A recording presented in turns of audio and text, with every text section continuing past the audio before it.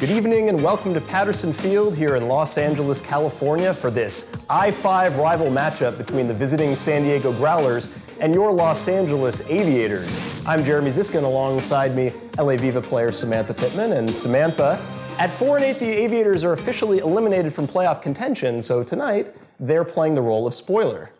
They are. The Growlers still have a chance at a playoff spot. They're coming in at 6-6. If they win both of these games, they could move up into that third playoff position. They do also need San Francisco to lose their game up north, so we'll see how that plays out before the week is out.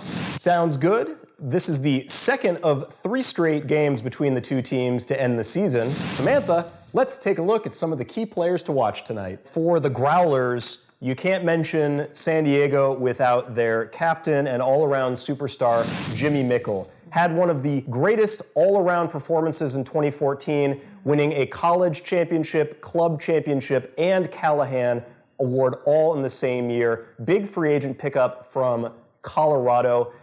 He is their main handler. He will also go deep. He can sky people, and he can run as fast as anyone in the game. You're going to be hearing his name constantly this evening, and he has played the most points thus far for the Growlers this season. For the Aviators, let's start with number 14, Cutter Mitchell Steiner. Mitchell is originally from New York and is actually a veteran of the AUDL. He has played on a couple of different teams on the East Coast. Originally attended SUNY Buffalo and played with Zebra Mussels, a well-known team in the area.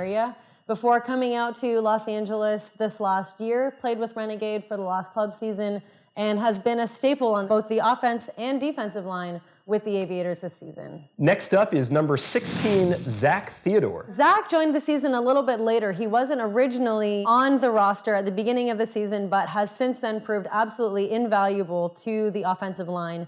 He's the one who typically ends up with the hardest matchups like Jimmy Mickle and Bo Kittredge. Let's go down to the field where Samantha was able to get some pregame interviews.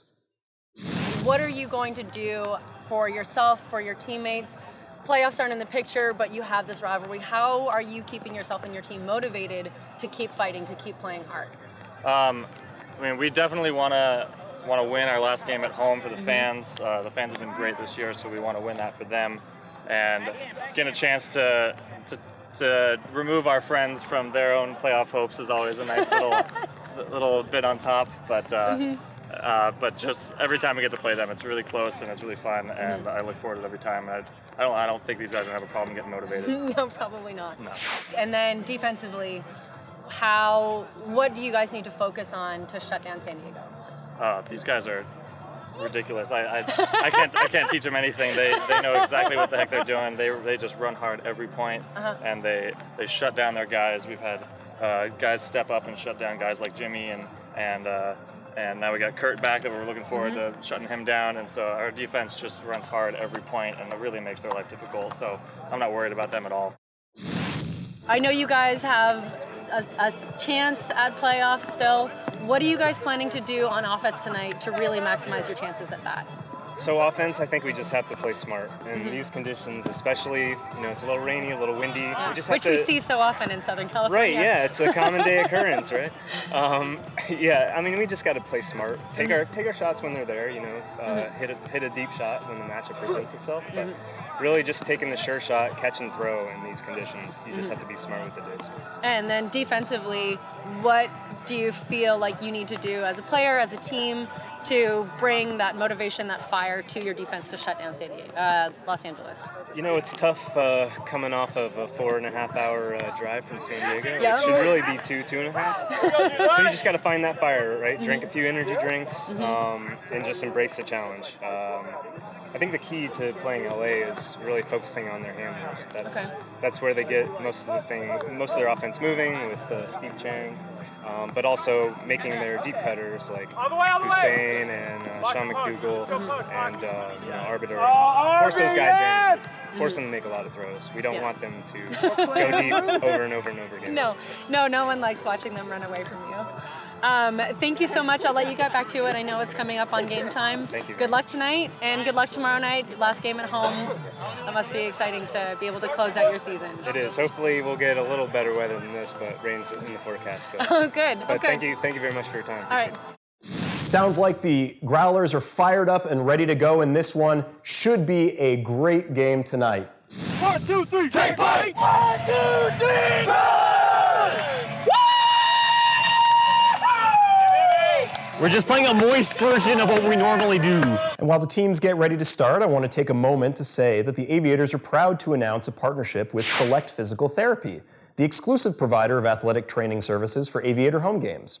Select Physical Therapy is a national leader in sports medicine and rehabilitation with multiple locations in the Los Angeles area and San Diego, serving the needs of injured workers, weekend warriors, and athletes of all ages. We'd also like to thank Seamount Industries and TPT, the production truck, for providing production equipment that made this presentation possible. It's been raining on and off all day today at Patterson Field, and so it should be a wet and wild matchup.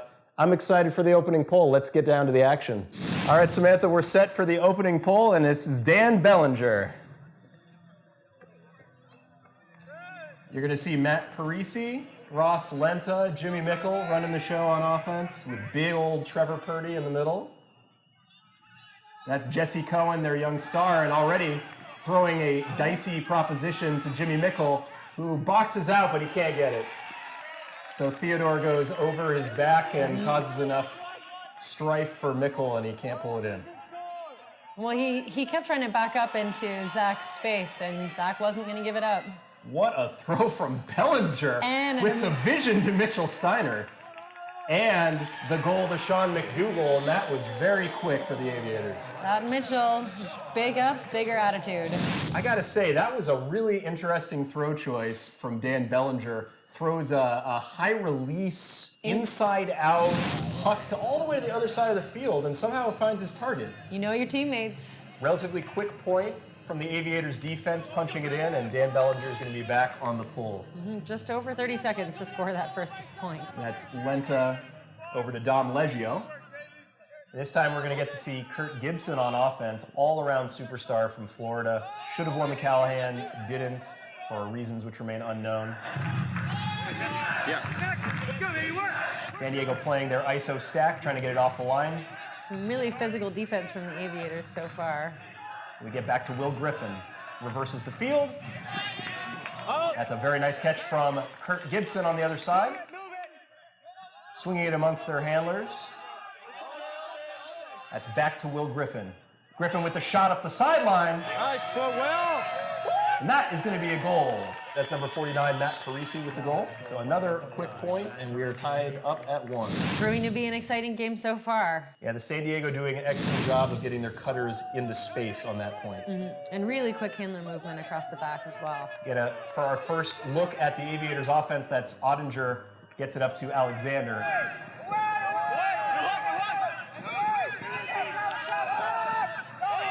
We're going to get our first look at Hussein Carnegie, who throws the huck. He's got a wide open player. That's Alan Lai right outside the end zone. Drop! And that's going to be an easy score for Brian Stig Wynn, and the Aviators offense is firing in the early going. That was a great inside break to Hussein, just through the middle. That space becomes so valuable if you can get it and keep close to the middle. Alan Lai turning on the Jets. He must have been open by 20 yards. The only one close to him was the ref. Exactly. Andy Salmons picks up the disc. And Jimmy Mickle again with the first cut. And he's going to launch a backhand. This one's floating up. We have 3 defenders in the area. And a big sky from Jesse Cohen.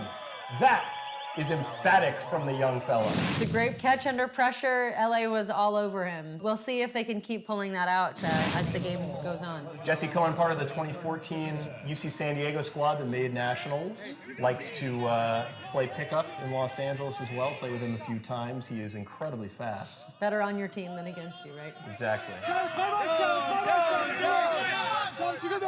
We see our first zone of the game. Samantha, what's going on here? Really looks like they are doing a force middle, having really kind of a 2-person cup, more of a mark and someone poaching in the lane with 3 people across the middle trying to take away that space. With the field being as wide as it is in the Pro League, you really don't want to have too many people back with the disc. And we can see the rain starting to come down. I bet that's why they decided to break out that zone. That's right. disc is extra slippery, so the more passes you get the offense to throw, the better for you. Yeah, so far it seems to be working for the Growlers. The Aviators have only been able to move backward. Aviators really need to punch upfield, get some penetration from their backfield handlers. Right now, they're just going side to side with nothing. And in this rain, those throws are not 100%. It is coming down. Yeah, it's the unique July rain in Los Angeles. I don't think we've ever had rain like this before. So who knows? Hey, El Nino year, right? California drought, that's a pretty good thing. Mm-hmm. Travis, you're good, you're good. Travis, one on your left shoulder.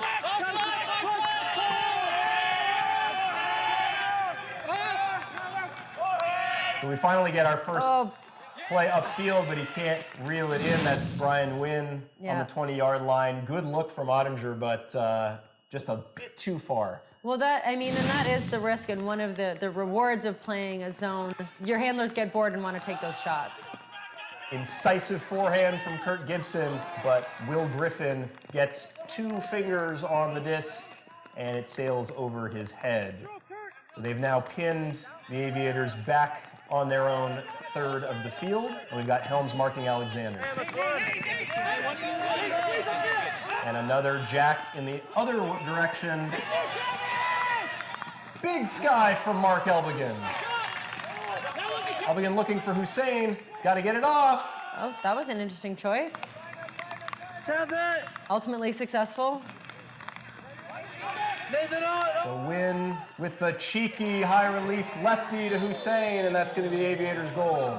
A nice huck game so far from the Aviators. We've seen a couple of break mark hucks to wide open receivers. It's true. The throw choices have been really interesting given this rain. You really expect to see more conventional throws and not so many hucks, but both teams still taking their chances. Value! No backhand! No backhand! And we see first zone look from the Aviators. Big Jacob Ballmer on the mark, 6'7" player, really tough to see over.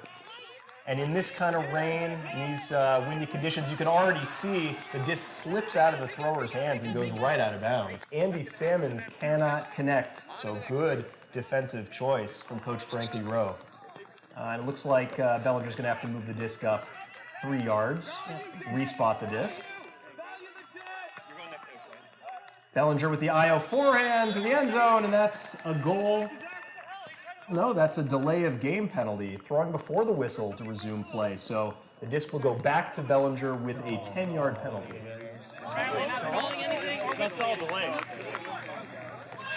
Aviators now on the 30-yard line.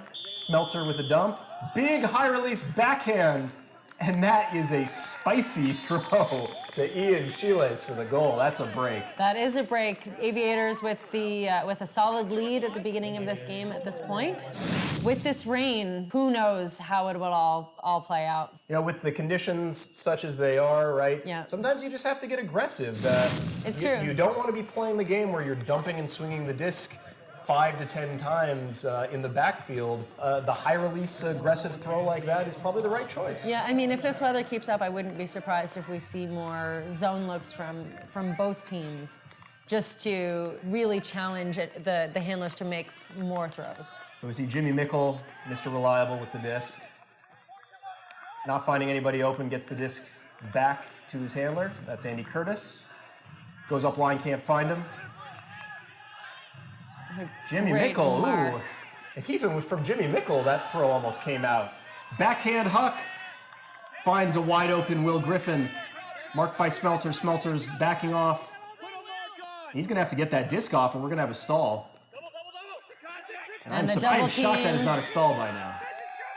And it is. Stall from Will Griffin. Can't get the disc off in time. That's a turnover. Yeah, really high pressure from the Aviators. Great switch off by Dan Bellinger to find the cutter coming upfield, and then that double team can, in this kind of situation, can be just deadly. All day, all day, all day, all day.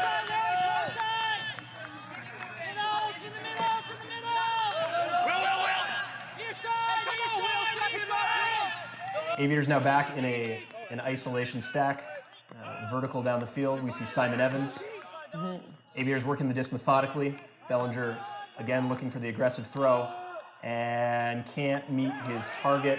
Jesse Cohen finds it going in the opposite direction. Yeah, I mean, despite all this, you really have to keep using the entire width of the field. You saw the Aviators really working within 2 yards of that end zone. Upline can be effective, but you need to keep getting out of that space. And that is Eric Listener with the foul, so the disc moves up 10 yards. We've already seen two pretty sketchy forehands from Jimmy Mickle. Not used to seeing that kind of thing from him. Out here in SoCal, we're not used to playing with weather, so throwing a wet disc is a very different animal. Tries to throw the backhand, gets cut off nicely from Listener. Content to take the dump, and Aviators content to let the Growlers move backwards as they wish. Absolutely. If they're going to get it anywhere, backfield is a good thing. Growlers moving it back and forth without much progress.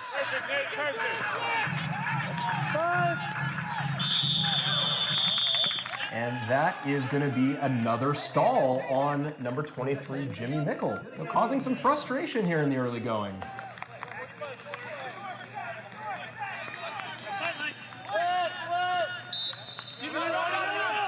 Uncharacteristic pickup by Mitchell Steiner to just get the flow going from that sideline.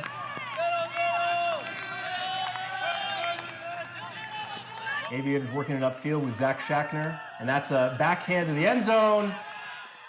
Mitchell Steiner with the sky grab, and he spikes it very nicely. That's another break for the Aviators. They're up 5-2. It's no surprise that some of the East Coast players are a little more comfortable with this rain phenomena that we're dealing with today. You're absolutely right.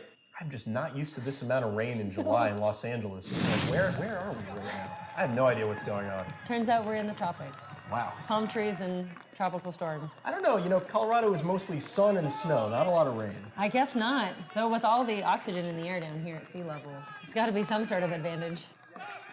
And that's Andy Salmons, affectionately known as Bofa. Kurt Gibson with the big backhand, looking for Mickle. And Mickle's got it easily, but slips out of his hands. That's number 3 for Mickle with the bobble. Now, we have to give Zach Theodore some credit. Mickle is an incredibly accomplished player, and Theodore's making him work for everything. Absolutely. That's 2 pressure Ds that he's had on Mickle at this point.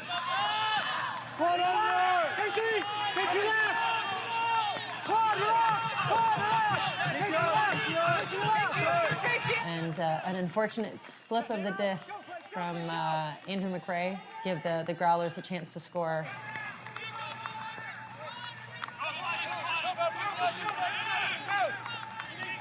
We've got Gibson and Salmons. Gibson, a very pedigreed player. Some might consider him the best player in the game.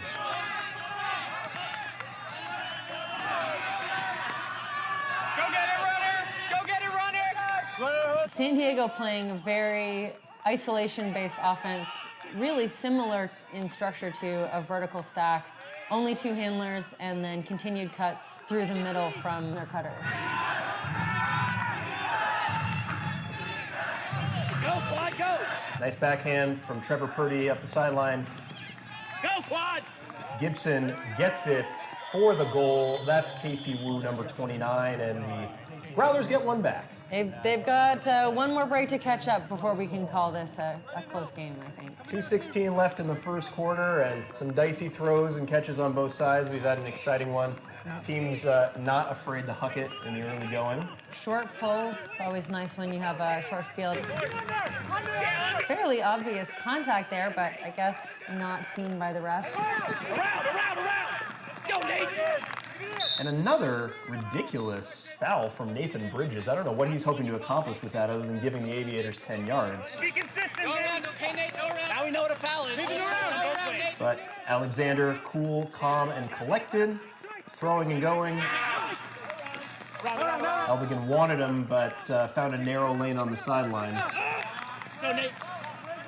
We've got Listener with a backhand to the end zone. That's looking for Hussein, who claps it in for the goal. We should mention Hussein, off the charts athleticism. This is his third year playing in the AUDL, his third team. Another East Coaster, played for the Connecticut Constitution, played for the New York Empire. Yep. When you see Hussein going, you know you got to put it. And with these kind of conditions where you don't want to play that short game, you know, throwing even a 50-50 jump ball to him in this kind of situation is probably the right move. Probably.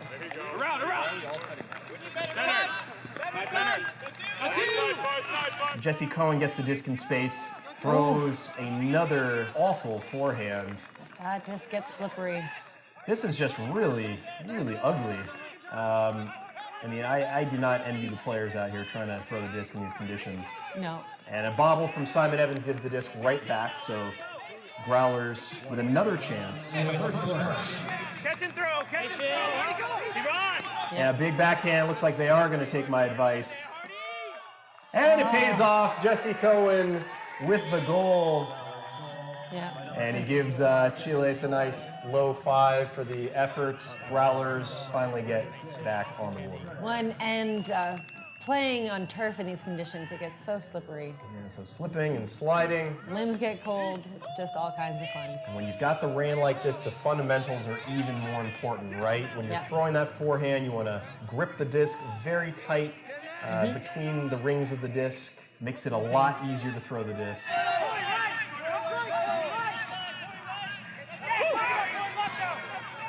Jim, just him, huh? Just him, Jimmy. Just him. And right out of Alexander's hands, that's what happens when you got that short dump pass.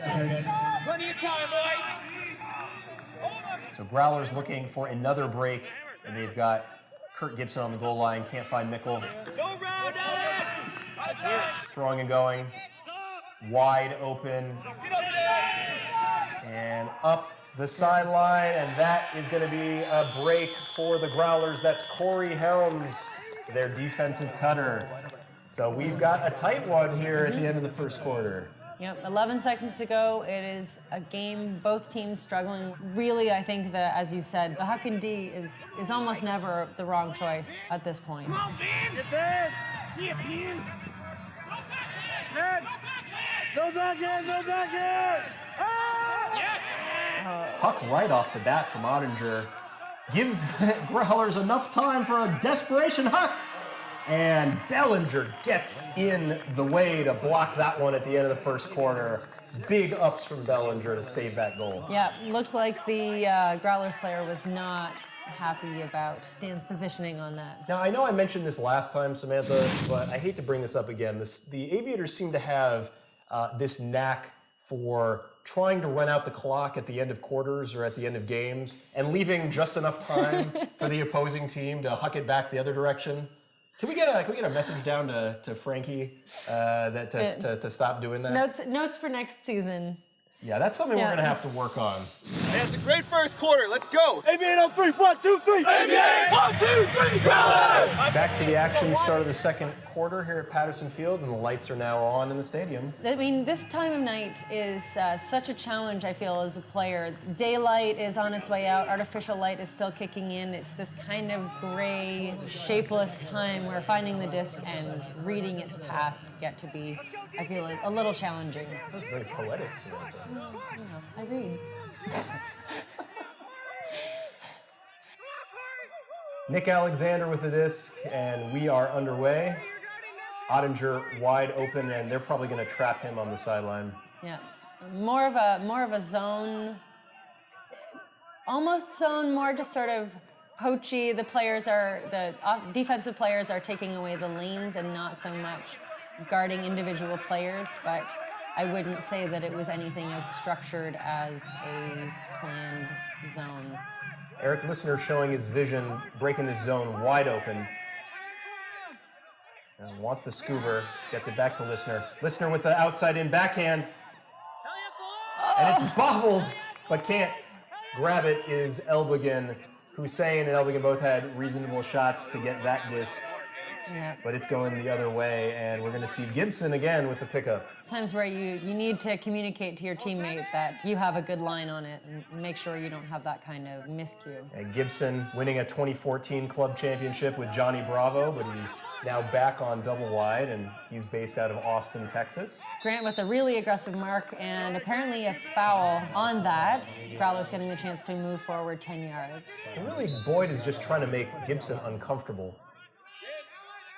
That's going to be a foul call, so we're moving 10 yards upfield. I mean, you want to be aggressive on that mark, but that foul comes with such consequences, especially in the pro leagues. Right, we should mention the difference between the club game and the AUDL game, right? The club Yeah, game, I mean, in the club game, the play stops, and there's a discussion if the defender agrees that it was a foul, the offense simply retains the disc, whereas in the pro leagues, if there's a foul, you get those 10 yards for free. San Diego not liking the looks of what they're seeing from their cutters, and they call a timeout. And looks like a full line change to the D line for the Aviators. Another difference between the club game and the AUDL game: in the AUDL, you're able to sub out as many players as you like during a timeout. Up to and including the entire line. Exactly. It makes for an interesting strategic wrinkle that you don't see in the club game. If you decide halfway through that a wind has come up and you want to put on a zone line,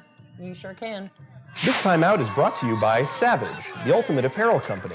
Savage is proud to sponsor the Aviators and is the official provider of off-field clothing. The Aviators using a number of different defenders for Kurt Gibson. We've already seen Smelter, we've seen Theodore, and now we see Evans taking the shot. And it pays off, because that's going to be behind, and the Aviators are on the move, looking to punch it in. Bellinger with space, gets the disc up to Chiles. Wow, what a catch. And that is a foul from Matt Parisi. It looks in disbelief to the ref. I'm not sure what for. That was an obvious foul. They don't know what it is. Hey, center. They don't understand the center. Ian Childs. In the AUDL, when the disc is that close to the end zone, it is centered on the goal line. So Mikkel is guarding Chiles. Contact foul.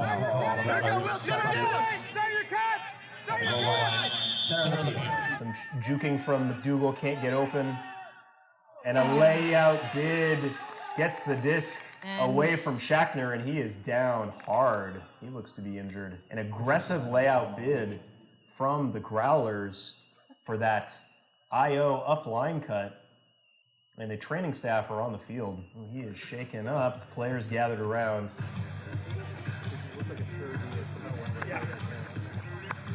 And he is coming off the field under assistance. That is not good. I guess the only redeeming thing you can say is that he's got the entire offseason to heal up.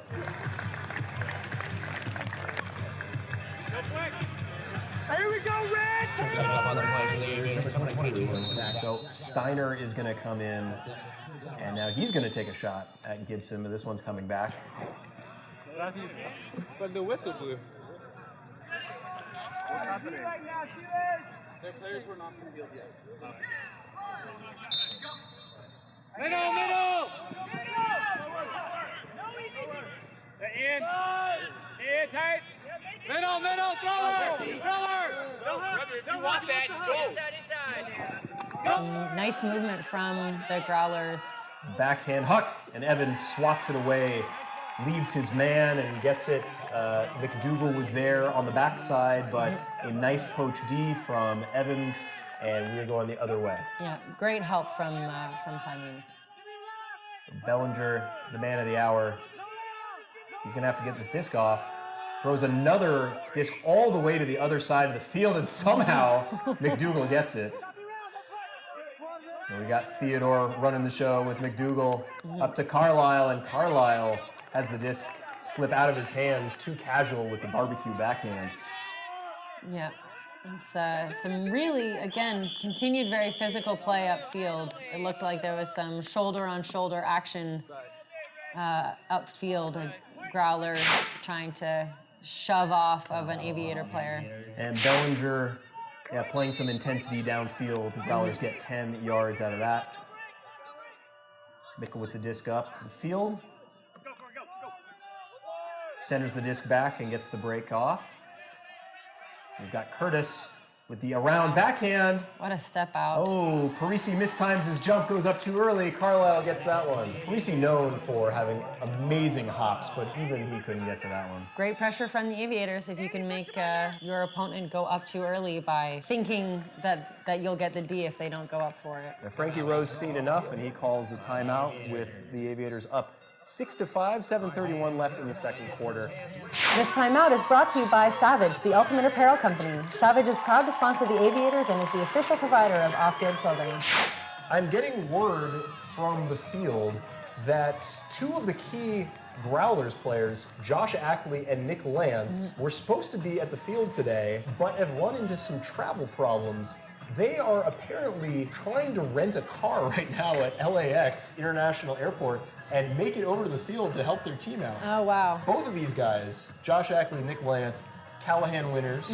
Ackley won it in 2004 with Colorado Mama Bird, and Nick Lance winning it in 2012 with Georgia Tech.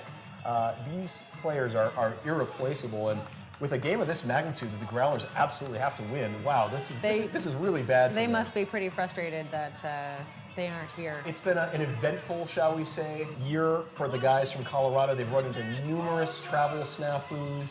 Not exactly the easiest thing to commute back and forth. It's true. It's one of the hazards of having out-of-region players on a roster. Yeah, but they've certainly been big pickups for the team. But Jimmy Mickle so far actually has played the most points out of any player. He's played all of the Growlers games this year, and he is also coming from the Colorado.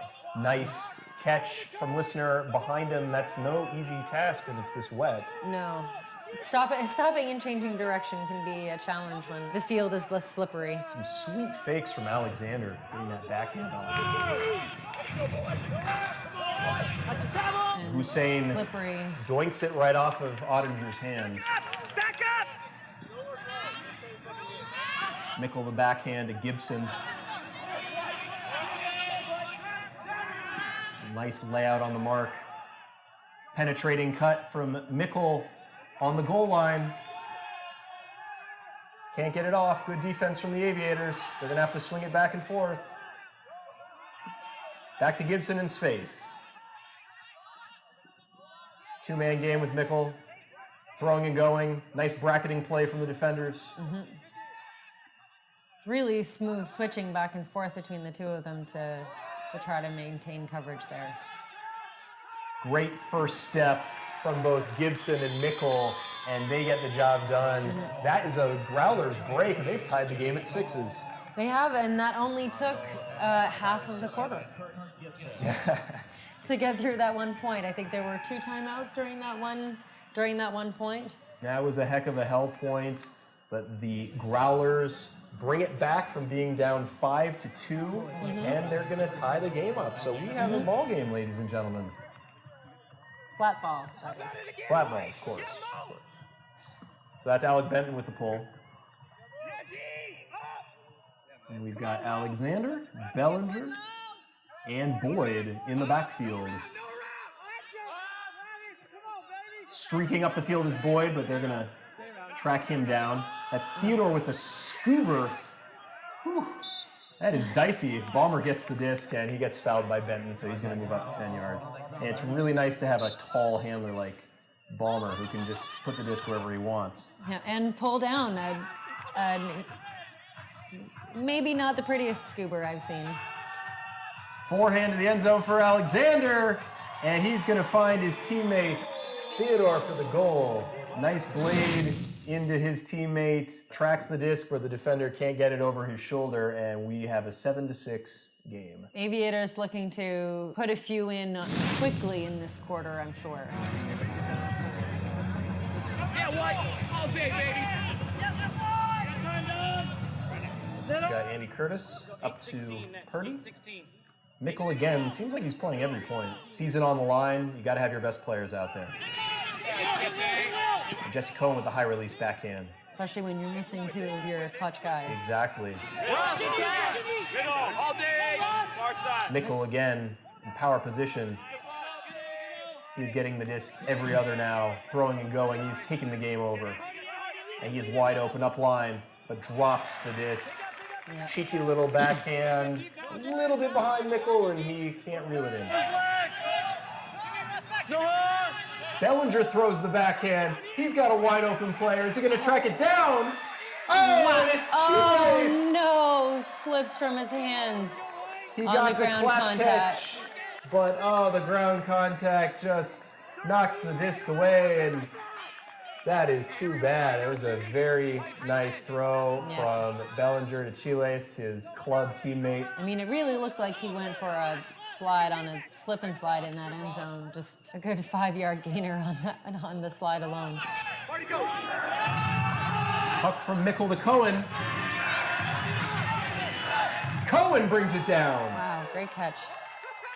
Skies McDougal wants the foul call, doesn't get it, gets it to Griffin, and gets absolutely hammered by Bellinger. Wow. Spins Griffin 360 degrees. He is shaken up. Oh my God, bodies flying around the field tonight.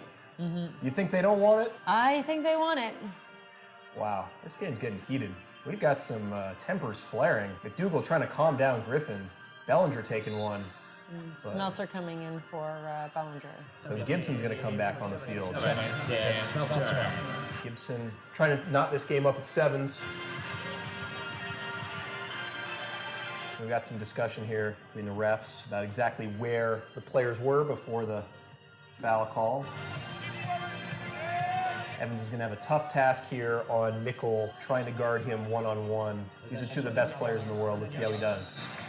And that's a simple high-release backhand. Really tough to stop that. Nothing really Evans could do on that. Sometimes I've seen teams bracket that isolation cutter. They'll have one player on the break side and one player on the open side, trying to stop any of that isolation horizontal movement. We haven't actually seen a lot of end zone setup this game. Many of the points have been on longer throws. So, you know, the Aviators, I don't know if we know all of their offensive plans for San Diego's end zone, but they may change it up each time. It may not always be that first person who's the isolation. Allen with the disc on the sideline gets the around backhand to Listener. Aviators working nicely. That's a foul call on Ben Clark. Alan Lai is going to move the disc up 10 yards.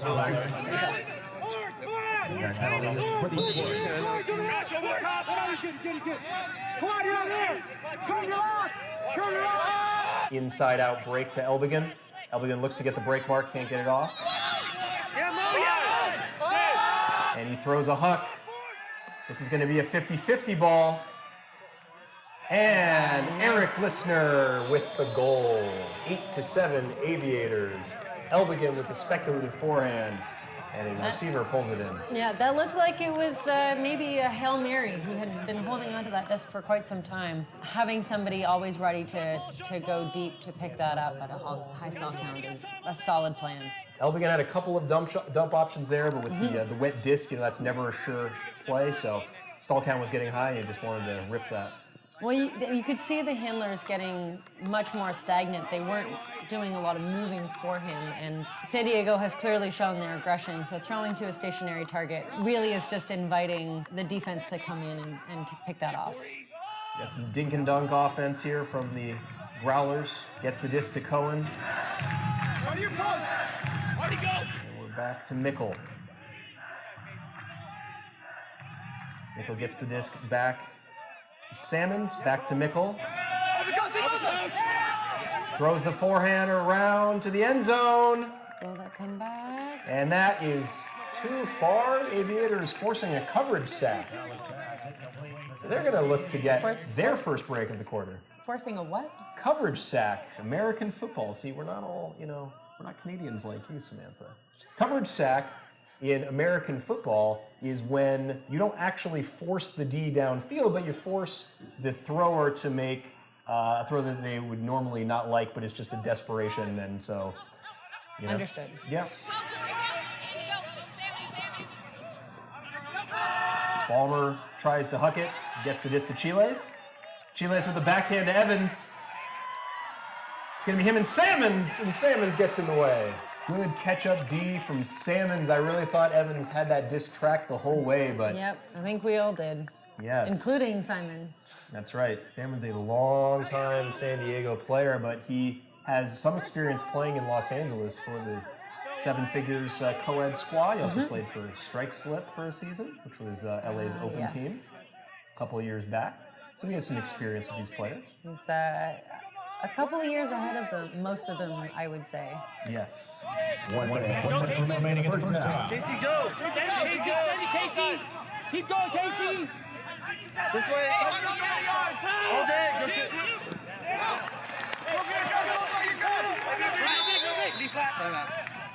And another timeout. Dan Smelter is going to call it with 46 seconds left in the half. Aviators punch this one in. They're going to get the 9-7 break.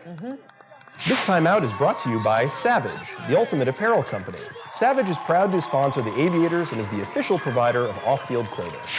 It's been such a close game. You know, LA not getting too much of a lead, at least not putting the game out of reach, clearly. One thing I have to mention with San Diego, because it's somewhat hilarious, Josh Ackley, the aforementioned player who is desperately trying to get to the game tonight, had an extremely heated rivalry when he was playing for Colorado against UC San Diego all throughout his college career. So Andy Sammons was on UC San Diego at the same time, and there was a legendary regional final between the two teams in 2003. Allegations thrown around on both sides, but allegedly there was some spitting going on in that game, there was some taunting, there was some shoving, there was some spiking.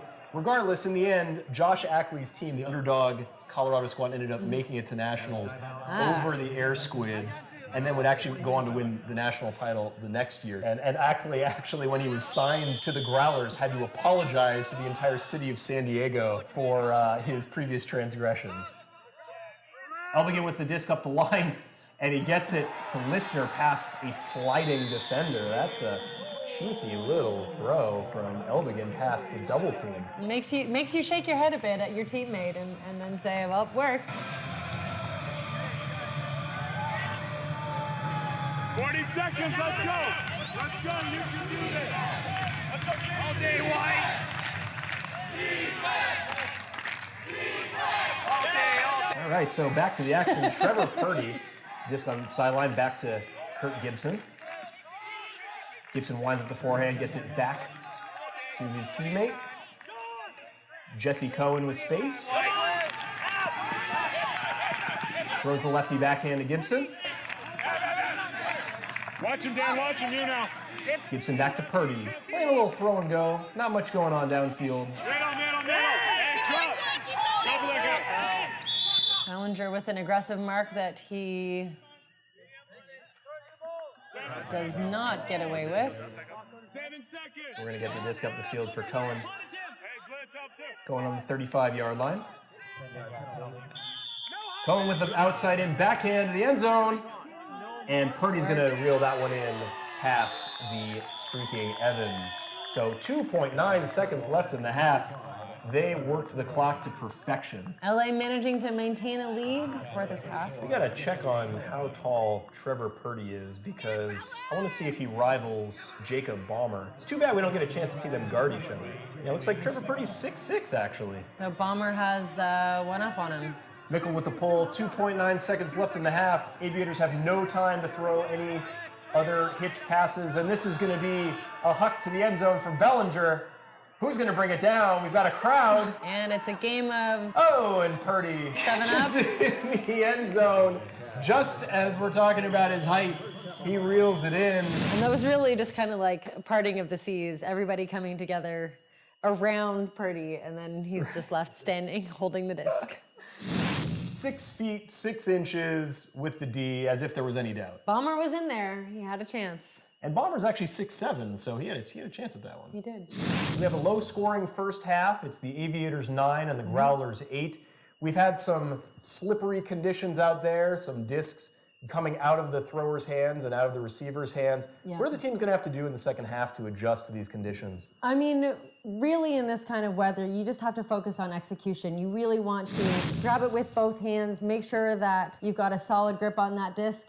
The clap catch isn't necessarily going to be your friend here. We've seen it a few times where the disc has slipped either all the way through or on a layout, just continuing that whole slide underneath the body. So we'll see. Thank you, Samantha. And for this second half, the Growlers are going to need to pull it out. This is the end of their season if they do not win this game. So back to the action in the third quarter here at Occidental College, and the rain has let up for a bit tonight. Should make for some smoother, more exciting ultimate. To the last man, we fight! We fight! We fight! We fight! We fight! We fight! And we're going to see Zach Theodore, who's done a pretty good job on Jimmy Mickle tonight, making him think about the disc. Yep, pressured those two near catches that Mickle had in the first quarter. Should continue to be an exciting matchup for them. So we've got Carlisle, Theodore, Chiles, Evans, Bellinger, and it looks like Wynn. And here we are, start of the second half. Notably, Stephen Chang is out with an injury this week, as well as Joe Forbes. Two big handlers for them. Kirk Gibson starts things off with a huck. That's going to be to Mickle. Nope. And Theodore gets it. Great D from him. Underthrows Jimmy Mickle a bit, but usually he comes up with those ones. No, near recovery by a San Diego player. And a huck in the other direction. It's looking for Evans. Evans with a layout, but he can't get it. Great attempt on the sideline. Don't know if he would have been in, but a great attempt ahead of Kirk Gibson. Not too many people run ahead of that guy. No, and really can't say that Simon didn't do everything he could to get to that disc. Already an exciting start to this half. Really like the energy from both teams. San Diego looking really messy on their offensive set. I'm not sure what they were planning there, but it certainly didn't look organized. And we're forcing backhand now. But it's a break back, oof. Oh. And a near Callahan, but that's a foul. Yeah, that looked a little dangerous. So that's McDougal. He tried to get it, but he ran right into Parisi. Yeah. I mean, that's always the challenge when you're both vying for unoccupied space when you started your move, but someone gets there first. And they're working back and forth across the field. Around backhand in the layout D on Jesse Cohen. That's McDougal who finally gets his D. He wants it. I'm telling you, he's auditioning for next year too. Yeah, I mean, such a great addition to the team this year. And right up the sideline to Simon Evans. Quick break from the Aviators to get the 10-8 score. Yeah, it looked like San Diego didn't even know that the play was on. They really just watched Simon go score. I gotta say, I'm not liking Kirk Gibson's body language here on the field. He just has a look of utter disgust on his face. He's almost thinking to himself, I just won a national championship last year. What the heck is going on? Mm-hmm. He's gotta bring his team up because that kind of body language is going to carry over to the rest of the teammates. Yeah, that kind of chip on your shoulder is it can be tough to play through, and really communicates, as you said, the wrong thing. So Mickle is pleading with his team. And they do not want to let this get out of hand. This is their season. We're going to see Andy Salmons picking up the disc, and he drops the pole. That hurts. Oh my goodness, that hurts. And Ottinger, oh wow, and a really awful backhand from him. Tries to get it to Smeltzer, and I don't know what he was thinking on that one. That was just an easy backhand, and he just overthrows him. Yeah, you can see the relief on Andy's face as he gets that disc back to be able to make up for the dropped pole. And a pure gift from Ottinger. Yeah. So Mickle now going the other way, marked by Hussein. Great mark from Hussein preventing that big huck. Salmons and Mickle back and forth. Mickle wants that big huck, you can see it. Yeah, Growlers continuing to move backward. And that's big Trevor Purdy now, marked by Ballmer. There's the matchup we want. 6-6 on 6-7. Oh, and he gets a piece. Yes, Ballmer getting that big paw in the way, and Purdy can't get the forehand to him. Smeltzer back to Ottinger. You know Ottinger wants to make amends for that. Yep. Grant Boyd, another one of LA's lefties, up to Hussein. Hussein marked by Mickle. Yeah, you really want to see patience from these players right now. And just an execution error. And yeah. These players look exhausted. I think we're going to see a timeout pretty soon. Yeah. I mean, San Diego appears to be running fairly tight lines, as you said. Mickle playing almost every point in that first half. You can only keep that up for so long. Wow. And a hook to Purdy. Ballmer gets all 6 feet 7 inches of that frame out there, but Purdy with the one-handed grab, and the Growlers pull it out. They're within one. And Purdy making all of his teammates look like children as he walks past all of them. He's just so much taller than everybody, really. Yeah, so I'm really glad we get to see these big guys going at it. This is fun to watch. Yeah. And why not, right? You know, it's the conditions have been a little weird. People are dropping the disc. Why not throw it up to your big guy? Put it high to the tall guy. That's right. That rhymed. That was good. I like that. It's poetry coming through. All right. All right, LA wanted to get this back, I'm sure. We've got Andrew McRae back on the field after his broken nose against Bo Kittredge in the 3rd week of this season. That's right. Just ran right into the midsection of Bo Kittredge and just smashed his nose. That was not pretty. It was, there were a few pictures of said nose after that injury. See, the beard provides some cushioning, but just unfortunately not to that part of his face. No. Yeah. Some great quick movement from LA. We're seeing another zone look from San Diego. Little interesting scuba. Elbegin reverses the field. His teammate, his college teammate, Listener. And another UCLA product, Alexander, with the backhand hook to the end zone. And that is a goal by number 68, Alan Lai. Great read. Great catch. And with Kurt Gibson in the area, you know, he's always a threat. Alan Lai reads the disc very well. And it's over the shoulder, so we have an 11-9 ball game, 7:50 left in the 3rd quarter. You can see Mike Keoy out there offering words of encouragement. He's been an assistant coach this year after tearing his ACL again before the season started. Heartbreak. Hopefully we'll have him back on the Aviators for next year. And I mean, Alan Lai is such a model for workhorse. He's someone who's worked tirelessly to continue improving his game, and it really shows. I mean, that read, that catch, is really everything that you hope for in a teammate and as a player. Aviators not really star heavy. You know, unlike San Diego, you can identify the top 3 or 4 players as being superstars, but you know, they have a very high floor on their talent, and you know, top to bottom, and another drop on the pull. This time it's Andy Curtis. Oh my goodness, just some lapse in thinking right as he's about to get it. Just thinking about the next throw as opposed to the actual score. And Mitchell Steiner. From Mitchell Steiner. Wow, this is getting exciting. Crap. And tipped, and an amazing recovery, and ends up in the end zone. Schachner with the throw upfield, bounces off of Steiner's hands, and you think it's going to be Deed by, it looks like Parisi, or no, it looks like Andy Salmons just sticks his hand out there, but Mitchell Steiner, you know, focus. The spoils go to the aggressor, and he lays out right through that contact and gets the goal. Yep.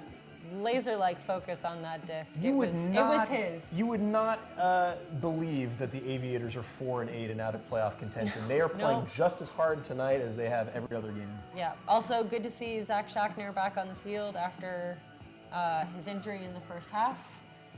Glad to see it wasn't anything serious. Yeah. So the Aviators are now up by 3.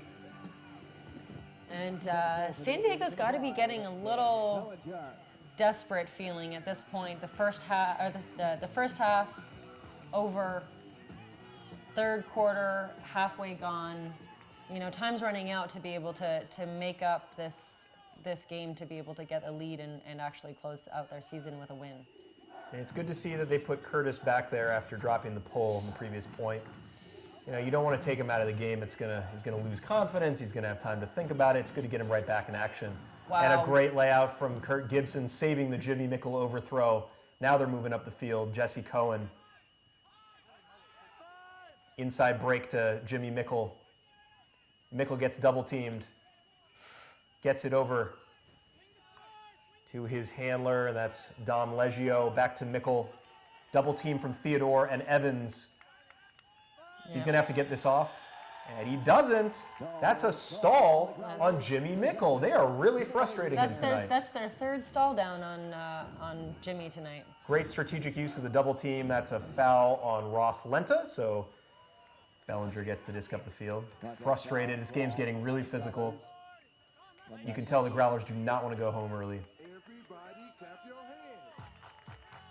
And really effective use of that double team, and really smart peel off by Simon Evans, really finding the player that he was covering as opposed to just sticking with guarding that disc. And we've just got high release followed by Scuba, followed by push pass, followed by high release. This is really fun to watch.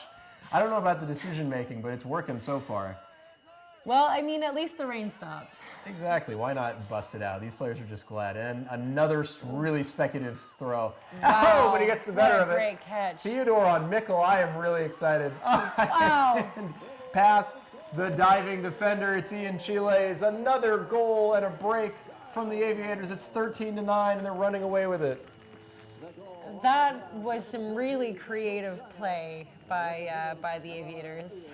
Why not, Samantha, right? You're 4-8, your season's over. Why not have some fun? Exactly. If you can have a better time on the field than the team you're playing against, win or lose, you are winning. And turns out they're doing both. Yeah. And this is rivalry week. They have histories with each other, and there's been some physical play, and so when you can win a game, having fun like that, throwing frankly ridiculous throws constantly, you're going to start to get under your opponent's skin. You might get them to press as well. It's true. I wonder if we'll see the Growlers really trying to ratchet up their intensity with that kind of loose playing from the Aviators. It can feel disrespectful. It can feel like you're not taking this game seriously, and we're working really hard, and can sometimes bring out some aggression from the other team. And it's been a long season, right? This is the fourth of 5 matchups between the two teams. They know each other. They've got the rivalries. There's a lot of history. Those little things start to accumulate over the course of the season, and they can just really explode at any moment. Yep. Never mind the 4-hour drive that they all took to get here in the rain. Exactly. That I-5 is a doozy. And we've got Will Griffin now with the huck. He's got his man wide open on the sideline. Tries to get it to Purdy, can't get it. 5 yards out, and Purdy is open. He roasts Hussein Carnegie up line. That is not easy to do. No. Textbook cut from him, and that is a Growlers hold. Yep, good to see Griffin back out on the field again. Also glad to see that his injury wasn't game-ending. So let's check out the replay. Oh, it looks like Purdy may have gotten away with a push-off on Hussein. Well, I mean, in a game arbitrated by refs as opposed to individual players, we all know that the refs can't be everywhere to make every call.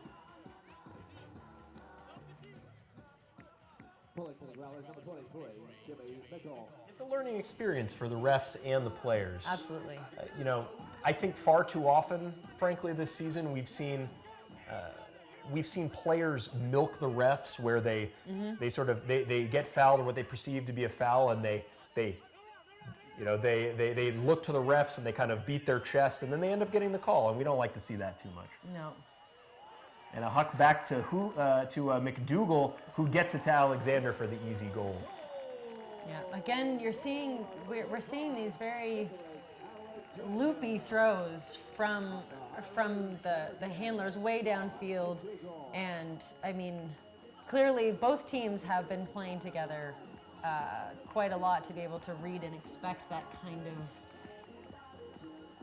I mean, frankly, unexpected throw. Yeah, and part of, the loopiness, partially you could say it's because the conditions, the disc might be a little wet, so it's a little harder to get as much maybe. grip. If you're being charitable, you could say that the outside-in arc on the throw makes it harder for the defender to get a good read. Absolutely. Makes it much easier for the receiver. I think it's good that the Aviators are not, they really have not overthrown any of the receivers. No matter what they're throwing tonight, they're giving the receivers a chance to catch the disc, and sometimes that's all you can hope for. Yeah. I think the only times we've seen any overthrows has been on shorter throws. Exactly. Not on those deep shots. The deep game is working so far for both teams. That's Andy Curtis, gets it up to Kurt Gibson, marked again by Theodore, who is really feeling it tonight. And yeah, again, like Mickle, Gibson appears to be playing nearly every point. Yeah, we've seen Mickle and Gibson, they're superstars from Colorado. They grow them tall out in Colorado. So Cohen working nicely with the disc. Looks like there was some confusion, probably a pick upfield, given the cluster of players in the middle. So they'll move that disc back. Good call against the Growlers.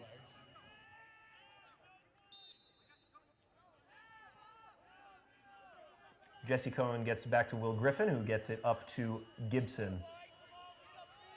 Inside break, bounces off the chest of number 29, Casey Wu. Aviators back in action. Schachner with the immediate huck the other way, looking for Evans in the end zone. Doesn't bid. You spoke too soon. Just overthrows his receiver. Looked to be good when it left his hand. Yep. So Griffin is going to tap the disc in on the goal line. Growlers absolutely need this point in order to stay within striking distance. Cohen marked by Chiles, back to Griffin.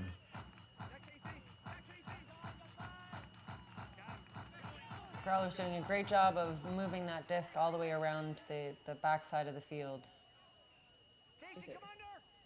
And Corey Holmes up the line to Griffin, who pulls it in on the sideline. Past a diving Evans. And Evans just hacks him on the mark. Clearly an intentional foul. Game's getting heated here. Will Griffin now brings it to the center of the field. Tempers are flaring. Yeah, both teams really, really want this. Oh, and a nice push pass from Griffin. Tiny little push pass. And looks like that's Jesse Cohen. Just in the line. After a contentious point with Will Griffin and Simon Evans at the center, Growlers punch it in, and it's 11-14. 2:57 left in the third quarter. The Growlers look just exhausted. Yeah, I mean, Aviators also looking a little zombie-like there, but it's been pretty humid out there. It's been pretty humid. It's also the point. There have been very, very long points. I mean, it's 14-11.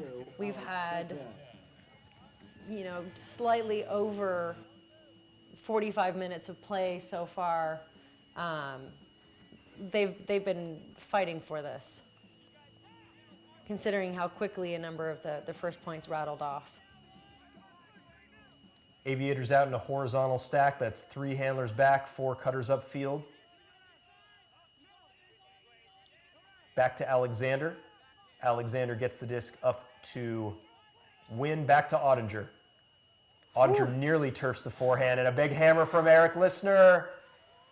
And Comes down to Alexander. He's begging for the strip call. It looks like he may have a case.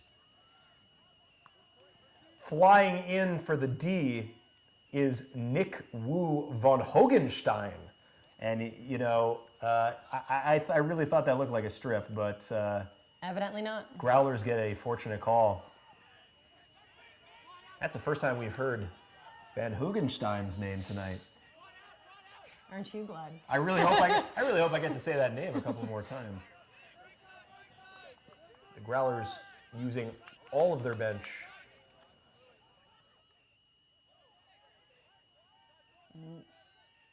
Marching down the field, Jimmy Mickle with the forehand huck. There's going to be a crowd, and that is a D from the Aviators. We got Alan Lyon there, Nick Alexander, and Eric Listener finishing it off. Yes, great team defense from the Aviators to knock it away. That would have pulled the game within 2. So they're trying to keep a comfortable margin now as we come to the end of the third quarter. Crafty handler Alexander. College teammate Niels Clausen just made the under-23 mixed team. Huck goes up to the end zone. Wynn tracking it down for Gibson. Oh, and Gibson comes over the top. They are going to call a strip or a foul call. He is just all over his back. He is clearly holding Brian's shoulder when he goes up on that. He's got his elbow down, brings his arm off, but he's clearly got his arm down. Yeah, and Kurt's, he's trying to make his case, but he's not, the ref made his call, but he's still trying to hold on to the disc and kind of, he kind of pouts a little bit. He finally lets the disc go. We got Wynn on the goal line. Throws the lefty backhand, and wow, that was dicey. But Eric Listener with the emphatic spike, and we have a 15 to 11 Aviators lead with 43 seconds left in the third. Impressive sky from Kurt Gibson. Unfortunately, he had to go over the back of Wynn to do it. Yeah, I mean, when you use someone else's height to get up a little higher, it's not going to be as effective as you'd like, especially if there's a ref right there to see exactly what happened. I really am amazed at the job that the Aviators are doing on defense in this game. Mm-hmm. We do not see Jimmy Mickle and Kurt Gibson struggle very often, if ever. And to have both of them as frustrated as they seem in this game, absolutely. It's partially the conditions, but really it's a testament to that gritty line that the Aviators are throwing out, just wave after wave of defenders against these guys. Yeah, I mean, 3 stall downs on Mickle. Yeah, this is something we don't often see. Now it looked like a slightly dicey catch on that pole again. I'm sure they'll have nightmares of that. I know I would. Trapped on the sideline, Aviators electing to throw a zone. 30 seconds. Another close call. We've got the double team going. Growlers now working it downfield well. And we're transitioning down into man now. Will Griffin. Back to Gibson. Gibson now back to the sideline. Acres of space. Griffin gets the disc going backwards. Up the line. Drops it. And that is the end of the quarter. Wow, and they lost track of the time at the end. Electing to play a handler game, throwing and going, but not checking out the scoreboard. So here it is, the end of the third quarter. Aviators extending their lead, up 15 to 11. Growlers need to dig deep and use their talent to ride themselves to a victory. It's true. I mean, you can really tell by the length of their bench that they were counting on their 2 missing players to bring them up to full legs. You can see LA has, clearly has a full roster. They have the advantage of the legs to be able to keep pushing that defense, to be able to keep running down every one of their throws. And San Diego clearly struggling a little bit on the energy front.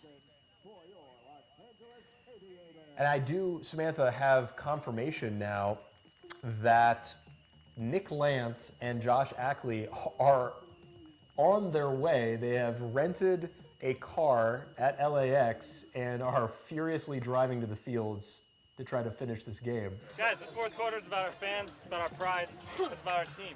We've built this whole season. We want to win in front of our crowd. Yes, we're going to end the season winning by 8. Let's go. We're gonna end there. Get a few more. Keep pushing. Defense, you guys are fucking awesome. Let's go! ABA on 3. 1, 2, 3. ABA! Back to the action, fourth quarter here at Patterson Field, Occidental College, Los Angeles, California. The final quarter of the season, Samantha, the Los Angeles Aviators, it's been a heck of a ride, huh? It sure has. I mean, the Aviators season is effectively over at this point. They do have the game tomorrow night in San Diego. And right now, looking for San Diego, this might be the end of their season as well. They are down by 4, which, you know, with a full quarter left is not an insurmountable obstacle, but they're going to really have to sharpen up. Yeah, this is it. This is win or go home. I mean, they're going to go home anyway for tomorrow for the final game, but Of course. it will be meaningless for both teams unless the Growlers pull it out. What Great a catch. layout from Listener. You could tell he wants it. Yeah. Ooh, and that is an intentional block from Will Griffin on the huck. Yeah. And they're going to call it unsportsmanlike conduct. It looks like there may be some arguing from Will Griffin about that play. That's one of those plays, you know, he's trying to be spectacular and come from behind, but you're never going to get that. You're never going to get that play without fouling. Yeah. And layout! Wow. In the end zone. Great What a throw from catch. Alexander. And a phenomenal grab from Elbigan. As they say, mediocre throws make for amazing catches. That's going to be our play of the night. Wow, full What a extension. grab. Using all of his 6-foot-plus frame. And Aviators clearly coming out firing on all cylinders. You can see that they really want this win. They want to put San Diego down for the remainder of this game. So pretty. And you know what? We've said it all season. Aviators have some smooth layouts. Absolutely. I don't know if they've been drilling the form into them or what, but you never see any kind of layout where it looks like they're going to injure themselves. Got the ball for the Aviators, number 14, Mitchell Steiner. Elbigan firing the crowd up here. Flight deck is on their feet. Yeah, all 200 fans, even with this weather, have lots of both home and away fans in the stands. And you know how fickle LA fans can be, right? Dodger fans leaving in the 8th inning to beat traffic, Lakers fans not coming till the second quarter. We have the most dedicated fans in Los Angeles. I said it. We're That's ultimate. right. Well, ultimate players. We're different than the other fans. And another foul, this time against the Aviators. So that's Chiles on the mark. Inside break from Curtis to Gibson. Gibson around to Mickle. Trying desperately to get something going. No pivot backhand. Gets it back. Dumps it to Wu.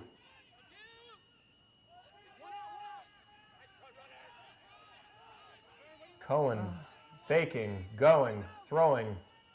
Cohen can't dump it. He's going to have to get this one off. Lefty backhand gets it to Gibson.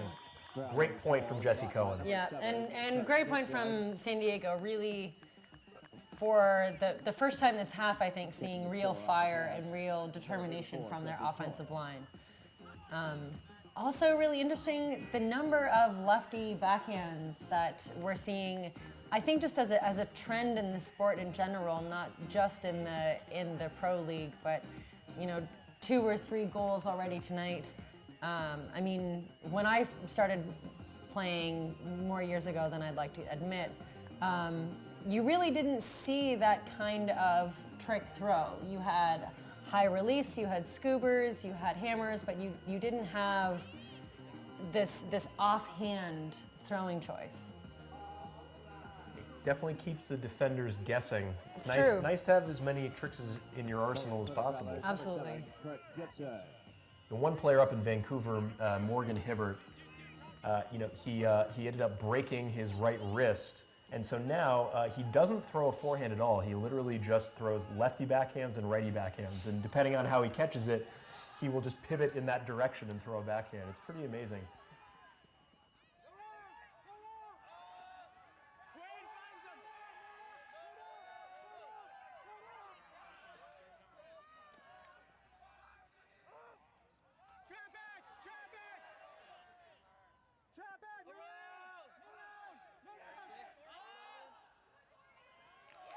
Aviators goal. That's a nice flick from listener to the end zone. That's not Derek Alexander, Nicholas Alexander. Wonder if there's any relation. Yeah.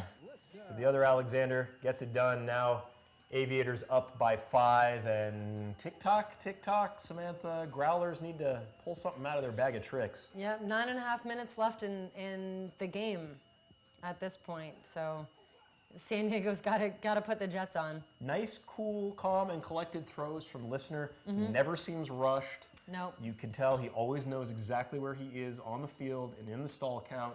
He's going to make the technical throw where he needs to, and he's a great leader on and off the field.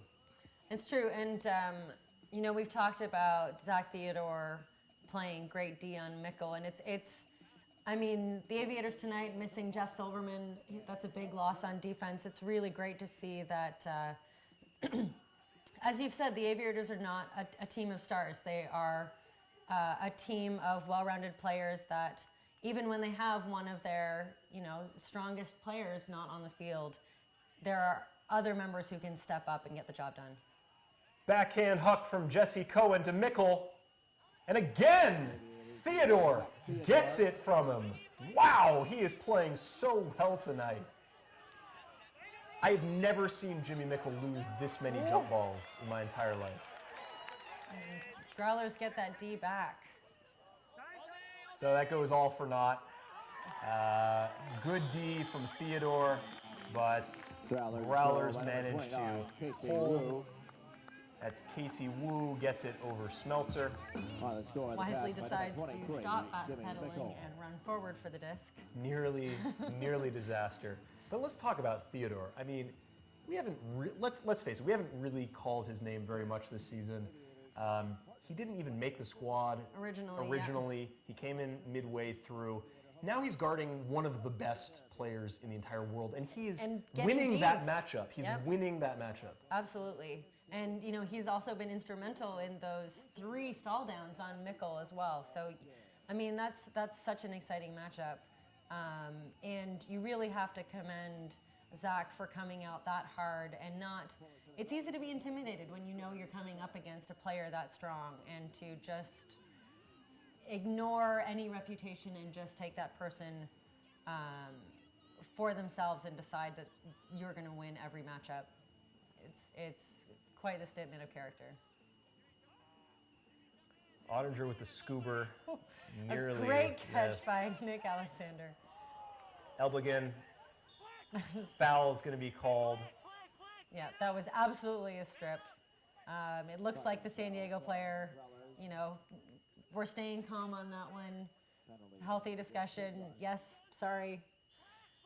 I mean, we've really seen some Bush League moves from both teams, frankly. Yep. Like, as I said before, you're never going to get that D when you're coming from behind and trying to get a hand block. No.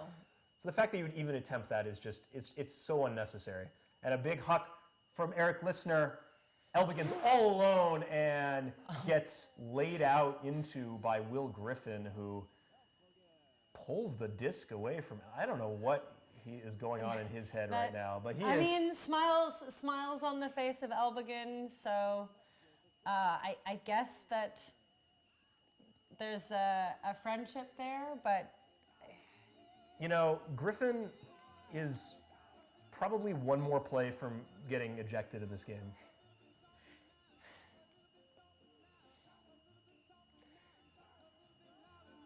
But calm, savvy veteran Mark Elbigan brushes it off, laughs it off, says, "You know what, buddy?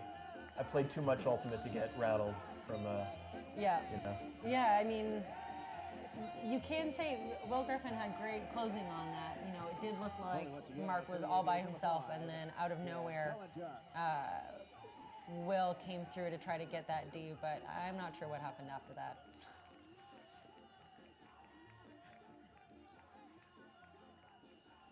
All right, so Andy Curtis back to Gibson. Gibson is playing every single point. Yeah. Over to Wu.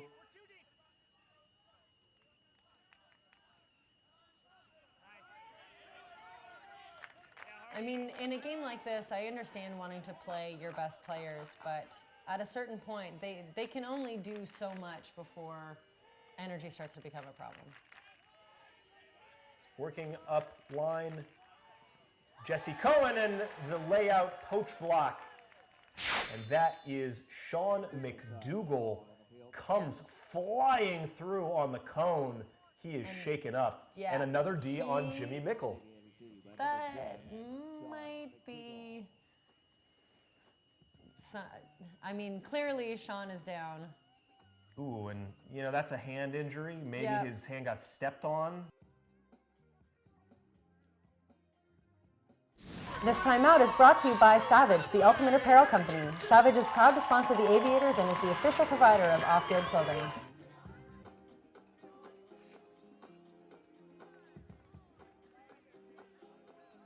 In the game for the Aviators, number 2, Dan Utger, place number 10, Sean McDougall.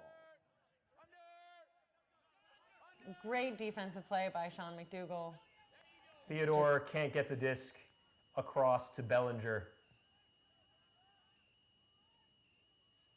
Gibson with a disc, fakes hammer, throws it back. Great piece of that from Zach Theodore. Wow, another great D, really heads up, takes a step off of the mark. Yep, so that there is no chance of a foul. Unfortunately, another execution error from the Aviators. It really feels like they're rushing at this point. There's a really fine line between moving quickly and rushing. And they are just not staying patient. They're letting the pressure of this game, I think, dictate the terms as opposed to just staying calm. That is really beautiful offense from the Growlers, working the break side, and Gibson gets the redemption for the goal. They're keeping it, you know, somewhat close. Yeah, I mean, and that section right there is really the sort of patience, quick movement, but you know, good execution that you really need at this point in the game. I'm all out of superlatives to for Zach Theodore tonight. He's really, really impressed me. Yeah, absolutely. He's deserved whatever frosty alcoholic beverage he chooses to partake in post game. Maybe you can buy him one next time you see him. I'll do that.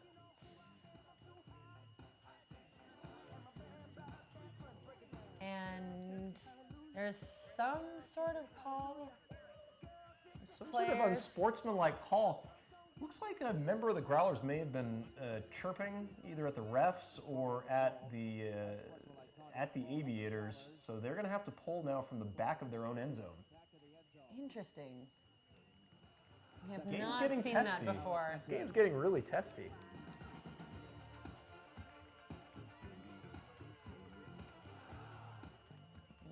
Aviators forcing backhand. Yeah. And, so all the way back on the track now. Still a good pull. He's going to get it past midfield. He's still going to get it well down the field. And Nick Alexander over to Lai. Lai gets it up to Listener. Listener's going to look for Elbigan. Elbigan can't get it underneath, so back to Lai.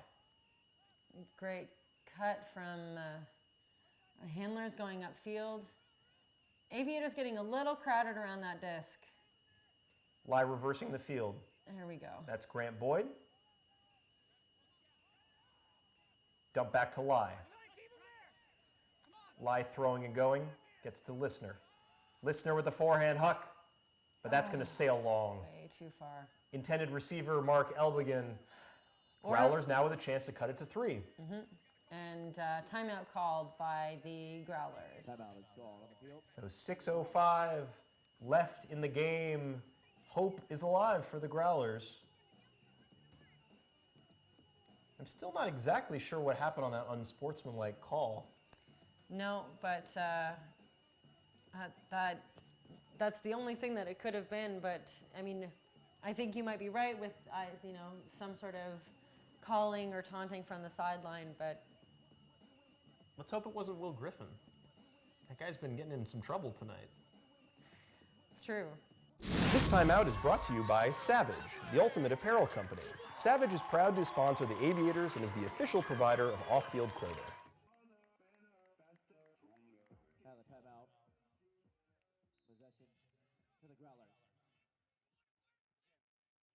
Gibson scoobers to break the double team. And he is penetrating well.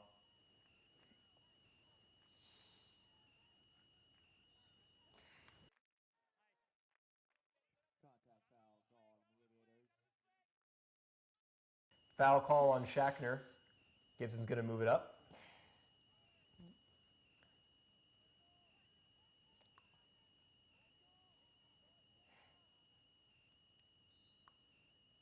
Nathan Bridges taps it in, gets it to Gibson. Gibson fights through the tough mark of Shackner. Growlers moving really well. They're really taking the easy throws. Quick movement. Gibson up to Mickle. Wow. Great forehand to space. And you can see Mickle snuck away on the break side past his defender, and Gibson just lofted it to space. Yeah, I mean, that was a really great example of solid offense from the Growlers. They've brought it within 3. It's the closest they've gotten this half. And if they keep playing offense like that, you know, they could end up, you know, tying and overtaking. 5:08 left in this ball game. I'm really excited.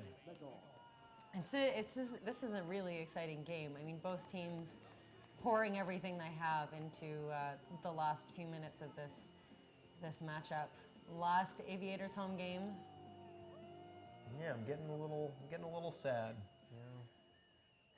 This is it for us this season. I know. We're gonna miss you, Samantha. Aw, that's sweet. No. Nick Alexander gets it to Listener. Listener fights through the contact. That's going to be a foul call. Alec Benton with the hack. Doesn't look happy about the call, but... Listener gets hacked on the hammer as well. Sails right out of bounds. Yeah. Well, you know, now looking at it, looks like they may have hit his hand after it was out of his hand. So probably a good no call by the refs. Hard to say. And we have another timeout call on the field. The interesting choice of hammer from Eric Listener leads to a turnover and a Growlers timeout with 4:25 left in the game. I wonder how much personnel change we'll see on the Growlers half. It looks like Aviators are switching out their full line. We'll see if the Growlers are going to do something similar.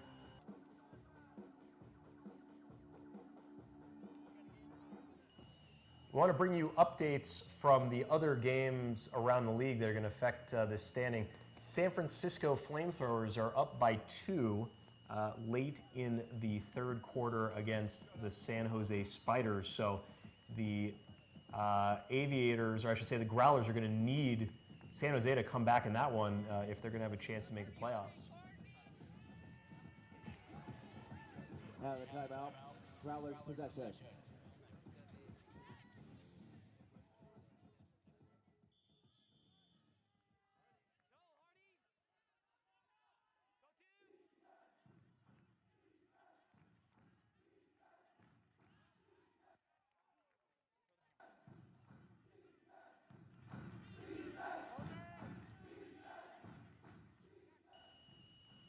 Andy Curtis with a round backhand. Beautiful sky from Mickle. Mickle with the forehand to space, gets it to Gibson. Big chunks of yardage on these dumps.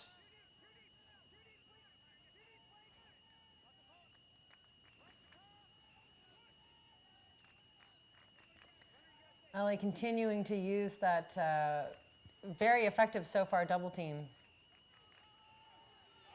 The doorstep. Helms gets it to Cohen. Cohen back to Gibson. Gibson to Cohen. Nearly there, and he gets it. Oh! Is he going to pull it in? Yes! Bobbles it, but toes the line. And the Growlers are back on the board, back in business. Matt Parisi with the great concentration. You can see the backhand on the forehand side. Yeah. Chiles gets in the way, but Parisi has enough wherewithal to pull it in and toe the line. So we are now having a 2-point ball game. Yeah, I mean, that was great defensive play, and maybe a little too much contact on the follow-through, but really good intensity from Ian Chiles. It's good to see, despite the role that San Diego has started, that the Aviators are still putting on great defense, and that intensity is still there. Yes.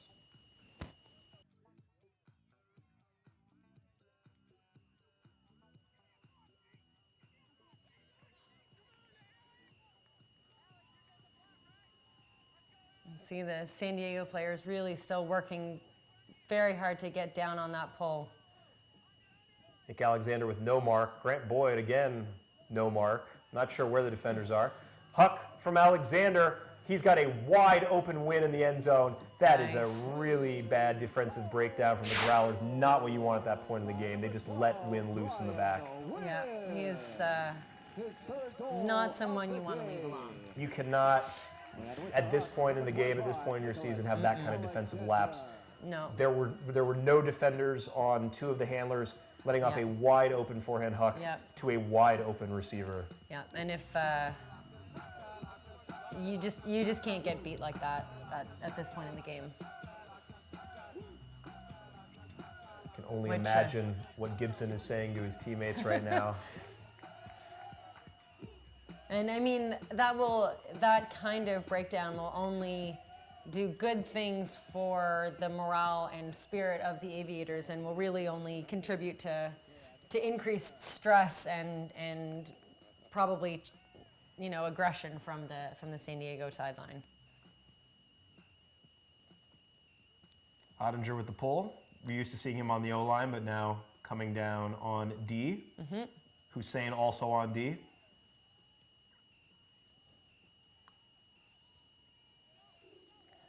LA still running hard, really intense marks. It's the Cohen and Gibson show. I mean, it has been all game, really. With Theodore on Mickle, he hasn't been able to be as much of a threat, I think, as San Diego was counting on. Good find from Gibson. Huck from Cohen. It's going to fall short. Evans has got it. Back to Hussein. Always a good choice to get it to Dot. With the toe drag, but the refs don't see it. And we're going to have a timeout from the Aviators to try to ice this one and send the Growlers home. This timeout is brought to you by Savage, the ultimate apparel company. Savage is proud to sponsor the Aviators and is the official provider of off-field clothing. It's a 3-point game, but with just under 2.5 minutes to go. Some of these points have been very short. It's possible that San Diego could, if they keep up that smooth offense that we've seen glimpses of throughout this game, they could pull it back together. But all LA has to do is keep playing that intense defense and shutting down their stars, as they've been doing sort of all game. So, Samantha, I'm actually getting word right now from the sideline that Lance and Ackley have arrived. Oh, good. At the They're game. Just in time. Just in time. However, they are telling me that the players will not cleat up for the rest of the game. It's really unfortunate you fly all the way from Colorado and arrive just in time to see your season ending. Yep. And do we know yet what happened in the San Francisco game? San Francisco still up by 3 now. Early in the fourth quarter, not boding well for the Growlers. They're not only going to need to win this one, but they're going to need some real help. But back to the action as this game winds down.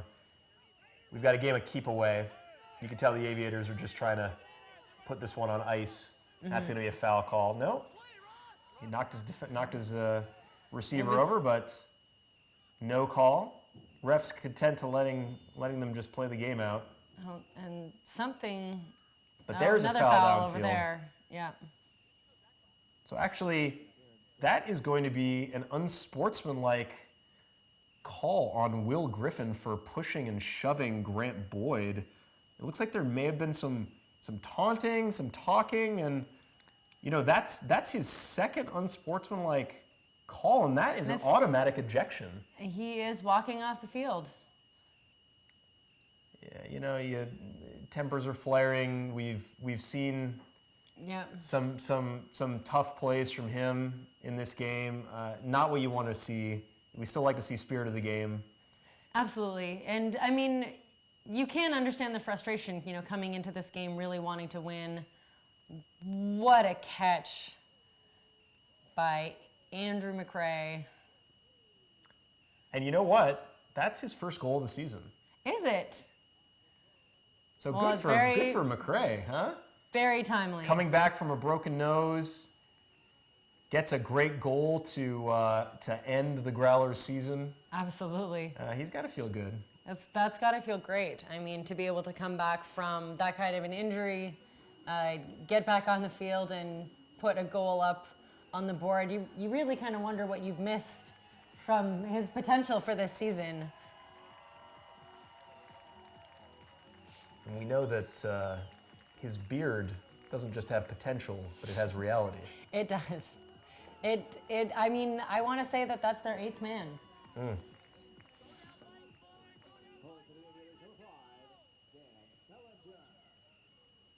So as we wrap this game up, Samantha, what have you liked from the Aviators this season? What do you think they're going to be working on as we go into next year? I think, this has been such a great season for them as the player growth and cohesiveness that we've seen. Perhaps some good understanding of timing of those hucks, as we were talking about earlier in the game, making sure that they don't happen with enough time for the other team to return the score. Lot to work on, lot for Frankie Rowe to... Wow. I guess that was up. Trevor Purdy. Bobble and recovery. Blade from Gibson is going to sail long. Yeah, out of bounds. Oh, yeah, maybe. Replays inconclusive. Yep. Hard to say whether he used the ground to help him catch it. Aviators are going to ice the clock. We've got Ballmer and Steiner with just under 40 seconds to go. And the Growlers know this game is over. We'll see if the Aviators try to score or if they're just content to pass it amongst themselves and let the clock run out.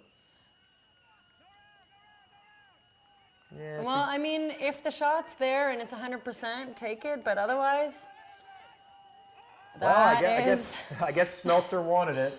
And that's it. That was a great choice. I mean, right open by himself. You know what? We haven't seen too many assists from Smeltzer this year, so it's good to see the co-owner getting involved. It is. Having him on the field, clearly raising spirits for the team. And the Aviators, look, they may not have made the playoffs this year, but I think not only do they make the facial hair playoffs, but they probably win the championship. Dan Smeltzer clearly wins that.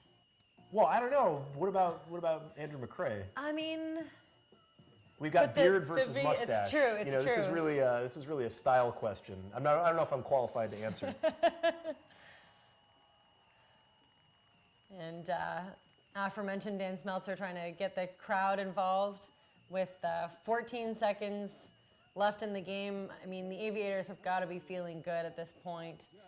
I mean, there is no chance for San Diego at this point. The game is effectively over. There is zero chance of a comeback, but Perhaps we'll see one more on the board. Yep. Be nice to see some lesser-known San Diego players get some touches. But, ooh, almost a drop. Not called. No. And the Aviators are just hanging back.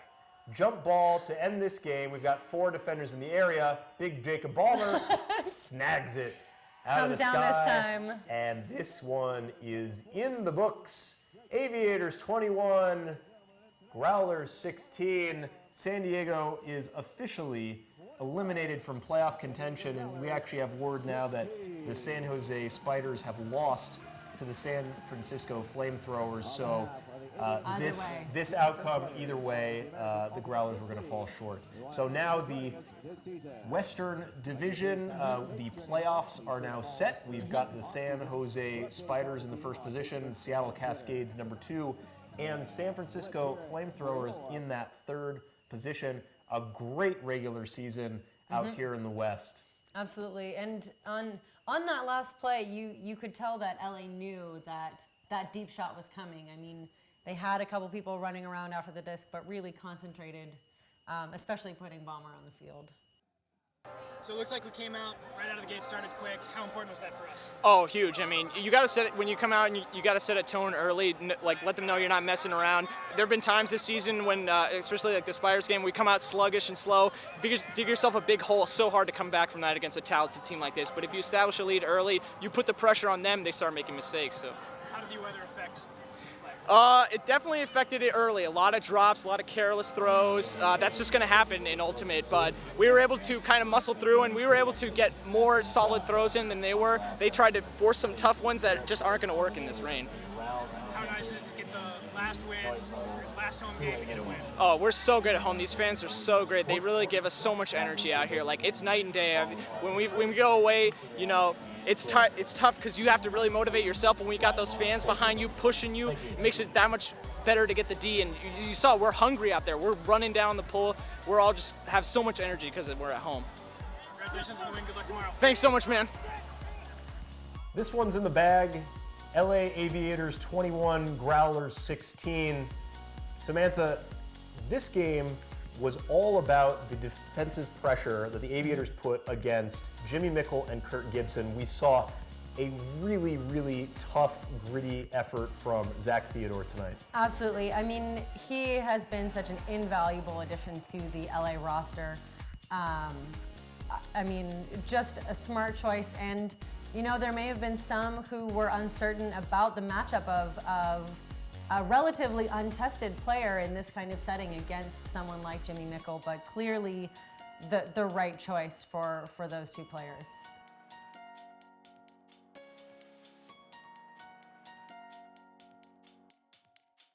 As Viva player, we've had a season-long partnership with the LA Aviators, and we've actually just gotten word that for tonight, in recognition of the partnership, all of the Aviators players and staff are donating their salaries to Viva as a thank you and in recognition of the partnership for this year. Thank you so much, Aviators. We've all had a great time providing on-site support in terms of ticket sales and volunteer work for you. Myself being part of the broadcast team here, it's been a real pleasure working with all of you. Thank you so much for your donation. We really appreciate it.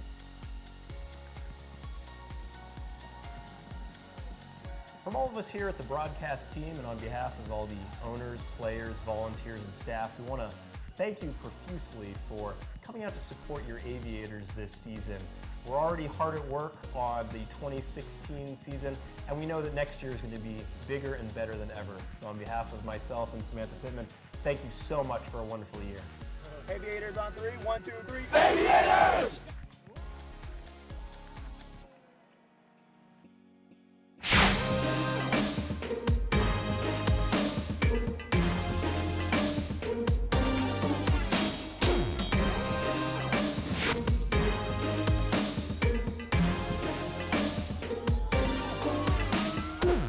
Oh, cheeky little inside move.